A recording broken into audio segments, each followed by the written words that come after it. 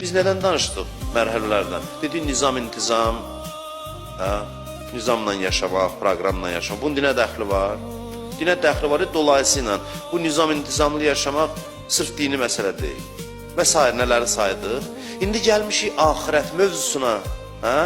Axirət mövzusu da indiki kontekstdə dini mövzu kimi qəbul edilməsini xahiş edirəm burada və bugünkü bəhsdə. Necə ki, dedik, dünya məhduddur, dünya haqqında danışmışıq. Bunun dinə dəxli var. Sən dindar ol ya qeyri-dindar, dünya məhduddur, elədir. Xəstəliyi var, ölümü var. Dinə və dindarlığa dəxli var, yox. Necə dedik ki, günah zərərli bir şeydir. Yadınızdadır, misal çəkirdi. Bəzilə elə bilir ki, mən dindar deyiləm, sizin üçün bu günahdır, mən üçün günah deyil. Bu başa düşmür ki, sizin üçün, mənim üçün yoxdur. Günah bəşərə, Adəm övladına zərərdir, kim olur olsun. Günahın pisliyi dini mövzu deyil, fundamental insani mövzudur. Allah demir ki, bax, diqqət edin, qiyamət var, filan səbəblərə. Axirətin varlığı insan üçün çox aydın məsələ olmalıdır. İnsan özünə müraciət edəndə görür ki, başqa aləm üçün yaranır. İçvə bax, sənin üçün fəryad edir ki, bu aləm var. Çünki sənin içində nəhayətsizlik istəyi var. O istəyin cavabı olmalıdır. Yadda saxlayın, qurban olum sizə, axirətsiz insanın bu dünyada halı yaxşı ola bilməz.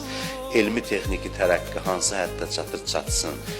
İnsanın axirətsiz halı yaxşı ola bilməz. İnsanın içinin mütaliəsi axirət inancını doğurur. Sən bu dünyada rahat olanmırsan, görmürsən. Dindar deyiləm deməklə deyil. Həyatı necə şad yaşayacaqsan, bəs onu dinən mənə. Ölüm, müsibət deyil. Ölüm keyfin başlanğıcıdır. Biz niyə müsibət kimi görünür? Bizim zehnimizi nə xarab edir? Qalanlar üçün müsibətdir. Başa sözü. Qalanlar ki bundan ayrılır, ağlayır, biri saçını yolur, biri neyini. Bizim də təsəvvürümüzdə var ki, bu müsibətdir. O gedən üçün müsibət deyil, gedən üçün xoşluqdur.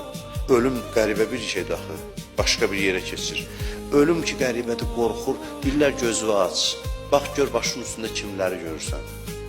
Gözünü açır, görür ki, əziz nurani simalar, qəşəng üzlər.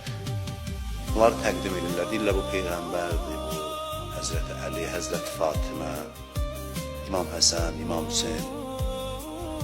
Adam doğrudan sual verir, hansı İmam Hüseyin bu ki, ona hər il məhərrəmdə göz yaşı döşürdü. Bu həmin ağadır, bəli. Allah göndərib səni qarşılasın. Fədxuli fi ibadi, daxil ol bəndələrimin cərgəsinə. Fədxuli cənnəti, daxil ol mənim cənnətimə.